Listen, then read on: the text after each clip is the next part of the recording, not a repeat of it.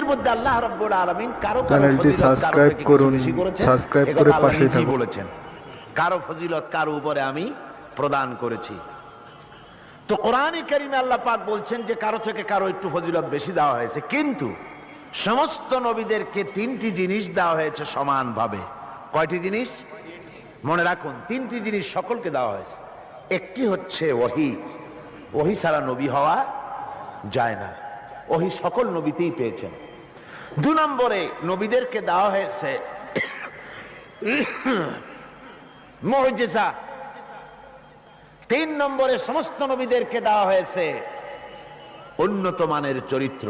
একটা হচ্ছে ওহী, একটা মুজিজা, আর একটা উন্নত মানের চরিত্র। ওহী তো বুঝিনি, ওহী কি? ওহী হচ্ছে আল্লাহর বাণী। ওহীটা কি? আল্লাহর বাণী। সেটা নাজিলের পদ্ধতি কি? আল্লাহ রাব্বুল আলামিন কোন বান্দার সাথে সরাসরি কথাবার্তা বলেন না। যখন তিনি কোন বান্দার সঙ্গে কথা বলতে চান, তখন হয় পর্দার আড়াল থেকে বলেন, না হয় হযরতে জিবরাইলের মাধ্যমে কথা বলেন। তো এভাবে করে ওহী দিয়েছেন সমস্ত নবীদেরকে। আর একটা দিয়েছেন মুজিজা।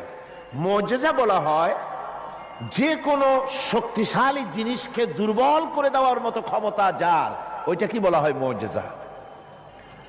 আর এই মুজিজা দেওয়া হয়েছে যে যুগে যে জিনিসের প্রভাব বেশি, ওই প্রভাবিত জিনিস, ওই প্রভাব সম্পন্ন জিনিসটাকে, শক্তিশালী জিনিসটাকে দুর্বল করে দেওয়ার মতো শক্তি আল্লাহ নবীদেরকে দান করে দিয়েছেন। যেমন এক একজনকে এক এক মুজিজা দেওয়া হয়েছে।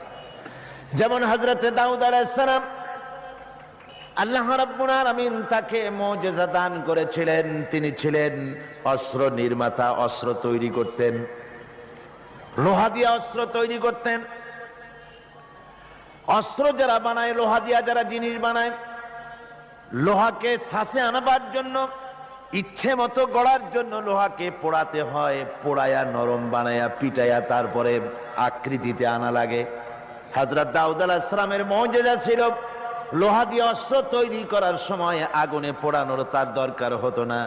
যখন যেমন ইচ্ছে করতেন লোহাগুলি হাতের মুঠার ভিতরে নিয়ে চাপ দিতেন, লোহা পানি হয়ে আঙ্গুলের ফাঁকের ভিতর থেকে পড়ে যেত।